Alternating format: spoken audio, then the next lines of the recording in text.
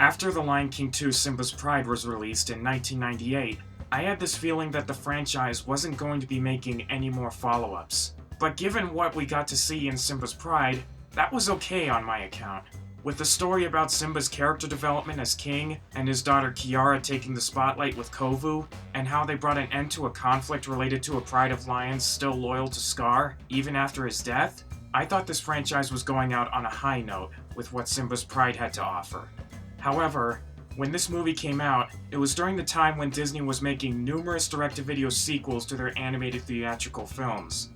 As I've said earlier, many of these are looked down upon, or even disregarded by fans, since many of them are often made to cash in on beloved animated films, often at the expense of telling a grand story. And sure enough, The Lion King would get another direct-to-video follow-up, but the good news was, it wasn't a follow-up to Simba's Pride, and instead was a midquel taking place during the events of the original film. And the result was a movie that I actually consider one of the most unique sequels to come out during this time. That follow-up would be known as The Lion King 1.5. Also known as The Lion King 3, Hakuna Matata, this midquel is a retelling of the first movie's events, with Timon and Pumbaa taking center stage and going through their own shenanigans. While the movie does retell the first movie in the eyes of these two, it does have its own story to boot. The movie focuses mainly on Timon and his journey to find out where he truly belongs in life after he is ostracized and looked down upon by his fellow meerkats in his colony, with one incident with the hyenas being the final nail in the coffin. Vowing to find what he calls his dream home, he sets off to find it, encountering the lovable, gluttonous warthog Pumbaa, and developing their philosophy of Hakuna Matata. Together, they go through all sorts of adventures, ultimately coming to appreciate each other, helping raise Simba into adulthood, and understanding where their true Hakuna Matata is. To say that this is a different story than the first film is an understatement. Yet, like The Lion King 2, it saves the film from being a retread of the first, especially since it's supposed to be, as Timon said it best, a story within the story. Taking place during the events of the original, this film has an abundance of references to that movie, from subtle lines of dialogue to retellings of certain scenes from the first. Being a film that focuses on Timon and Pumbaa though, it takes on a more comedic tone than its predecessors, with frequent moments that show Timon and Pumbaa watching the film in a dark theater and stopping the overall story to make comments about certain aspects, or to just throw in some extra humor. So with all this in mind, it could be easy for me to say that this movie is terrible, right? On the contrary, not exactly. While this is the most lighthearted of the LK films, and definitely not the most serious, it still provides a good story that, like I already said, is different than the first, and actually makes it a point to be lighthearted and funny, while at the same time having its fair share of heartwarming moments. Not only that, but the characters from the original provide the same charm they had in the previous films, and most of the original cast are once again back as their respective characters, including Nathan Lane and Ernie Sabella, who are once again Timon and Pumbaa. New characters introduced here add on to the story too, with their endearing personalities and performances. The newcomers I'm specifically referring to are Timon's mother and Uncle Max. They're both presented as part of Timon's colony and come off as memorable characters in their own right, with the mother being the supportive maternal figure who tries to help her son, and Uncle Max being the hilariously paranoid and frantic pessimist, who often finds himself frustrated with Timon's antics. Their scenes help flesh them out as who we know them today, and they're given terrific vocal performances, with Jerry Stiller as Uncle Max, and Marge Simpson, Julie Kavner, as Timon's mother. The film, however, tends to focus more exclusively on the Hakuna Matata duo for most of the film, and that's actually where the film's biggest highlight comes into play. The relationship between Timon and Pumbaa is where this film benefits the most, and it does so in numerous ways. The performances by Nathan Lane and Ernie Sabella are well done, the shenanigans Timon and Pumbaa find themselves in are, for the most part, very fun to watch, and even really funny at times. But most of all, the chemistry they have with each other is what really shines the most. When Timon first meets Pumbaa on his way to Pride Rock, he sees him as a useful means to get to where he wants to go, since he feels that with Pumbaa's tusks and what Timon thinks as a special power, he will be safe when trying to find his home without the worry of predators like hyenas. At first it could make Timon come off as very selfish, but it doesn't take long at all for the meerkat to show some kindness to the warthog. When they reach the cave a couple yards away from Pride Rock, he offers Pumbaa a chance to stay with him, which Pumbaa immediately accepts without question.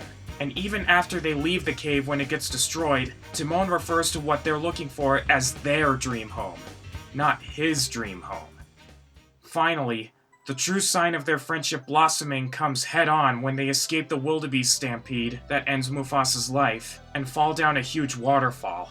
Timon at first gives up and plans to go back to the meerkat colony in sadness, suggesting Pumbaa do the same with where he came from. But here, Pumbaa reveals that he is an orphan and all alone in the world, with nowhere to go and no one to turn to.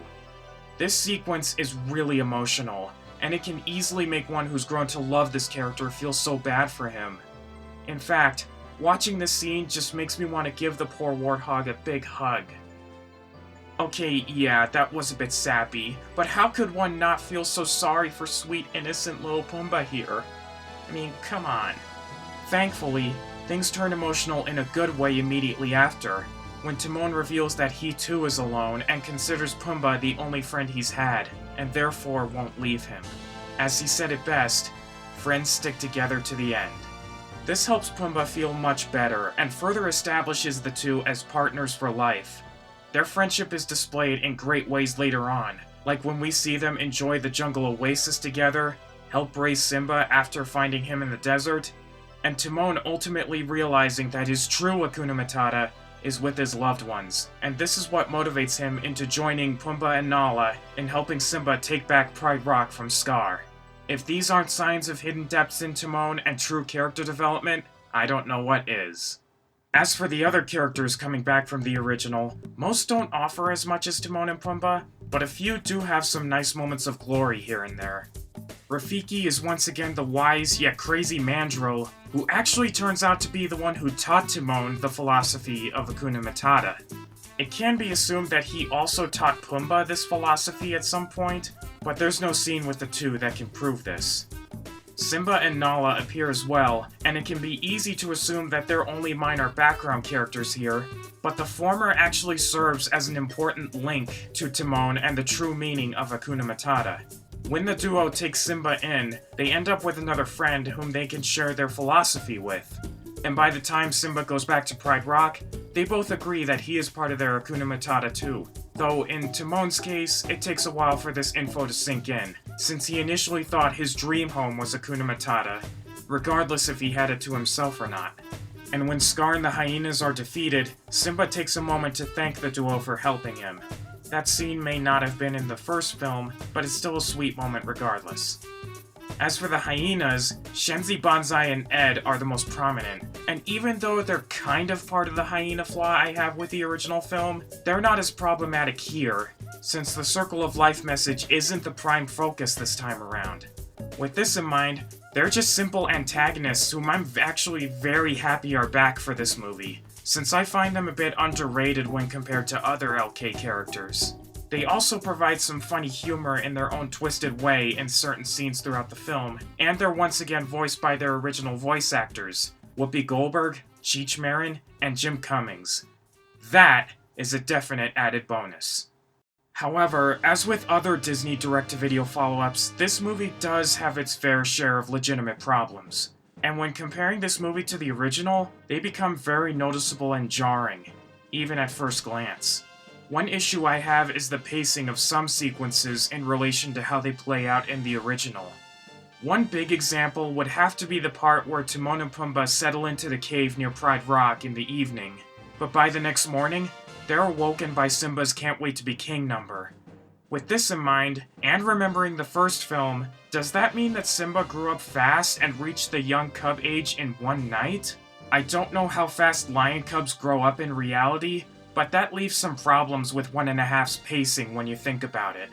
It may seem unfair to compare this to the original, but given that it's supposed to be a story within a story, it's basically impossible not to compare the two together. it wasn't as problematic when I looked into The Lion King 2 Simba's Pride because that movie took place after the events of the original. I mean, it could be argued that Timon and Pumbaa stayed there for a few months before they had to leave, but there's no montage of that happening, nor is there any implication of them staying there for too long. A similar issue that I have with remembering how the first movie played out is when they find the jungle oasis. After finding the oasis and taking on the Hakuna Matata philosophy, there's a montage of the duo having fun and enjoying each other's company, which is really sweet. But all this happens after Simba ran away from the Pride Lands after Mufasa died. Again, comparing this to the original, does this mean that Simba was out in the desert for days, all while Timon and Pumbaa were having the time of their lives together? Actually, come to think of it, this isn't as big of a problem as the cave scene. I mean, it could be argued that he was out there for a really long time. After all, when they took him in, he at one point said, "I'm so hungry, I could eat a whole zebra." So yeah, not that much of a problem now that I think about it. The problem I do have with this part of the movie, though, is right before Timon and Pumbaa find the oasis, they escape from the wildebeest stampede in the gorge by falling into a river near the end, only to go over a huge waterfall that would lead them to finding the oasis the following morning. This puts the location of the oasis into serious question. I mean, if it was at the end of that gorge, then why wasn't it affected by Scar's tyranny when he was king? And why didn't the hyenas invade this part of the land? What makes this even more confusing is how in the original, when Simba ran away, he ended up running through a hot desert and nearly became vulture chow. And when he chose to go back to Pride Rock later on, he ended up crossing this desert again to go back. Again, this puts the location of the oasis into serious question, especially how they actually reference the same desert crossing scene from the first film, after Timon chooses to go help his friends. But while these can be problematic, the biggest flaw I have with this movie is something completely different. It's much more jarring and even infuriating in my book. Once again, it's in relation to the original film, but this time, it revolves around one sequence in particular. What I'm talking about is the scene where Timon and Pumbaa first reach Pride Rock after meeting each other, only to find that a huge crowd of animals has gathered around it. At this point in the film, the events of the original have kicked off, meaning this crowd is supposed to be the same crowd that gathers around Pride Rock to celebrate the birth of Simba. Remembering Rafiki's advice from earlier in a literal sense to quote-unquote, look beyond what he sees, Timon spots a cave near Pride Rock, a couple yards away, so he guides Pumbaa through the massive animals to get there, which causes some problems for the warthog, since he doesn't do very well in crowds. Already feeling very nervous, things get more troublesome for Pumbaa when he feels an uncomfortable feeling in his stomach, suggesting he should get a rest stop. Timon, however, is oblivious to his growing agony, and in an effort to get him to come along, he pulls on his tail, and suddenly, boom, Pumbaa releases his gas, and this causes all the animals nearby to fall unconscious from the smell. The smell doesn't affect everyone in the crowd, but the animals from a safer distance think that the animals that collapse from the smell are bowing before Simba, and therefore start to bow too. This causes a chain reaction in which everyone in the whole crowd bows before the future king. Now, with this in mind, this begs one very, very jarring question.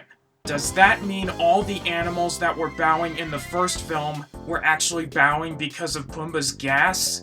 Given how the Circle of Life sequence from the original is one of the greatest openings in film history, and one of Disney's best sequences, this moment from 1.5 feels like an insult to that film's intro. I find this a very personal issue, especially with how much I love the first film and always find happiness from that film's intro. To see Pumbaa's gas serve as a catalyst for all that bowing is extremely aggravating to say the least. Another issue I have with this moment is how, just before the gas erupts, the crowds of animals just stand there and do nothing. In the first movie, when Rafiki revealed Simba to the crowds, they burst into cheers and seemed quite happy. But here, they just stand there as if they're bored out of their minds and would rather be somewhere else. Where's the respect they had for the Circle of Life? Where's the joy they had upon seeing their future king? Where's all the celebrating? I mean, granted, if they were celebrating, It would hinder Timon and Pumbaa's chance at getting to the cave quickly, but it's still no excuse. Seeing the Circle of Life get treated like this is something I find very offensive, and therefore is the big reason why I consider this sequence to be the most controversial moment in Lion King history. Some might say there are other moments from the franchise which may be more problematic, which is okay, but to me, this sequence always bugs me like no other. Dear Lord, why did they do this? This sequence alone also makes me question if this movie really is canon with the first film. There aren't that many strong sources to think otherwise, which further frustrates me whenever this part comes on. Despite the controversy of this sequence though, it doesn't take away the awesomeness I have from watching the first film's intro, and I always watch it as its own scene, completely ignoring how it was handled in 1.5. For those who find this sequence funny, that's perfectly okay. You found it funny? That's really nice. I just didn't find it funny at all. Just rather offensive. That's all. Okay? Now, the movie has other moments that have Timon and Pumbaa interact with parts of the first film, but they're nowhere near as troublesome. On the contrary, they can actually be very funny, with Timon commenting on the Can't Wait to Be King number as part of a theater district, Timon and Pumbaa tap dancing to silently get away from the Be Prepared moment, and Timon and Pumbaa having some slight casual dialogue together before fleeing from the wildebeest stampede in the gorge. There's even a part where Pumbaa is running across the desert in a similar fashion to what Simba did when he was going back to Pride Rock. Here, Pumbaa's running in slow motion, or so it seems, with the awesome music from the original playing in the background. Put all this together, and this actually serves as a funny parody of the original sequence that doesn't damage the first film in any way, and is actually very awesome to watch. These references are the true signs of respect to the original, and they help add on to the movie's humor. Some of the parts where Timon and Pumbaa pause the movie in the theater to talk about certain things are also fun to watch. These cuts happen frequently and can sometimes come at awkward moments, but for the most part they're enjoyable. And by the time the movie ends, Timon's mother, Uncle Max, Simba, and Rafiki also join in to see the film as it rewinds. But it gets funnier when other Disney characters show up and take their seats to see the movie too, much to Timon's shock and confusion. I mean, we get a lot of Disney characters involved, be it Mickey Mouse, Snow White and the Seven Dwarfs, Aladdin, Jasmine and Genie from Aladdin, Stitch, Peter Pan, and so on. Ultimately, Timon gives in and allows Pumbaa to show everyone the film they just watched. Whatever everyone else thinks of the movie is pretty much open to interpretation. Me personally, I really like the movie for what it has, despite its problems. It may be the most lighthearted and silly of the LK films, but that doesn't stop it from being an entertaining film in its own right, and there's a lot one can get out of this film. With great performances by Nathan Lane, Ernie Sabella, and the other actors, a good story with some strong character development, and funny humor that for the most part succeeds in ushering in some laughs, all of this adds on to an enjoyable movie that's a lot of fun to experience. I may not watch this movie as much as the other two films, but that doesn't mean it's bad in my book. Like I've said before, it's supposed to be a lighthearted comedy, and despite the problems it has in relation to the original film, including that controversial sequence with Pumbaa's gas during the Circle of Life part, it still does a great job with what it set out to accomplish. Like The Lion King 2, I find this a very enjoyable addition to the franchise, and one of Disney's direct-to-video follow-ups that's worth checking out, even if I still question if it really is canon with the rest of the franchise sometimes. That doesn't stop me from having a great time with what Timon and Pumbaa's story within the story has to tell, though. No. As Rafiki said it best near the end of the film, any story worth telling is worth telling twice. That's a nice bit of dialogue that fits whatever film one finds to be a great movie worth the praise and enjoyment. To me, that most definitely applies to 1.5. Factoring all that I said, I honestly would have to give The Lion King 1.5 a B-. And with this, I've now officially reviewed all 3 of the original Lion King films. The only ones I have not looked into yet are the 2 Lion Guard movies that came out in recent years, Return of the War and Rise of Scar. If you've been following me on my DeviantArt for a few years, you may have seen me express my thoughts on that series via journal. I find this to be a very enjoyable series, even though there have been times where I've questioned if it is canon with the main franchise. Nonetheless, it's still an enjoyable series for what it has, and I will definitely get into this series and the movies at some point. But for the time being, I want to thank you all for watching this video and hope you enjoyed today's review. Until next time, this is KGrove94 signing off and wishing you a wonderful rest of the day. And Hakuna Matata. My work here is done.